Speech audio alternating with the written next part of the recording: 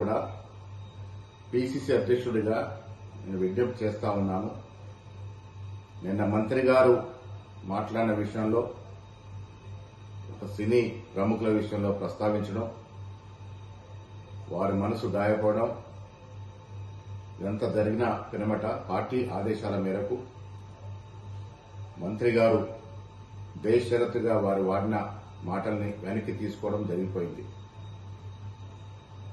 నేను కేటీఆర్ గారు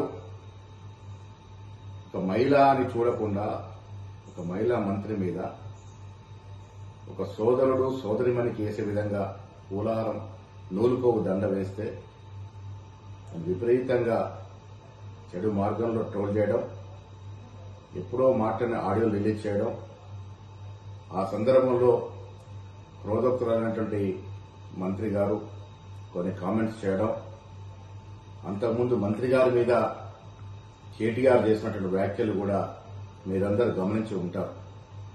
ఏది ఏమైనప్పటికీ ఎవరి మీద ఎవరు వ్యాఖ్యలు చేసినా, ఎవరు నొచ్చుకున్నా ఇది తెలంగాణ సమాజానికి మంచిది కాదనే ఉద్దేశంతో మంత్రి గారు బేషరతుగా ఆ వ్యాఖ్యల్ని ఉపసంహరించుకున్నటువంటి సందర్భం.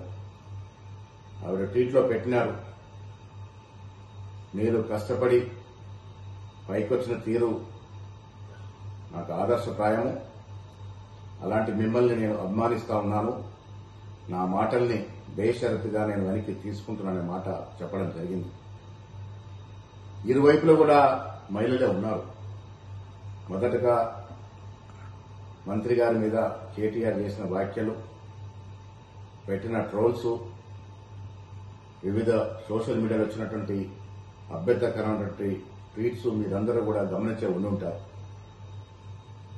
సో ఇవన్నీ జరిగిన పిరమట మంత్రి గారు ఆ వ్యాఖ్యల్ని ఉపసంహరించుకున్నారు. కాబట్టి నేను మీ అందరికీ విజ్ఞప్తి చేస్తా ఉన్నాను, ఈ అంశానికి ఇక్కడ ముగింపు పలుకుదాము.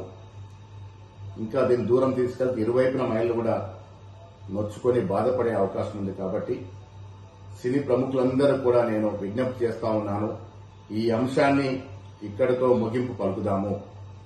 భవిష్యత్తులో మా మంత్రులు గాని, కాంగ్రెస్ నాయకులు గాని, వివిధ పార్టీల ప్రతిపక్ష నాయకులు గాని ఎవరి మీద ఎవరు కూడా ఇలాంటి అభ్యంతరకరమైనటువంటి వ్యాఖ్యలు చేయకూడదని విన్నవిస్తా ఉన్నాను.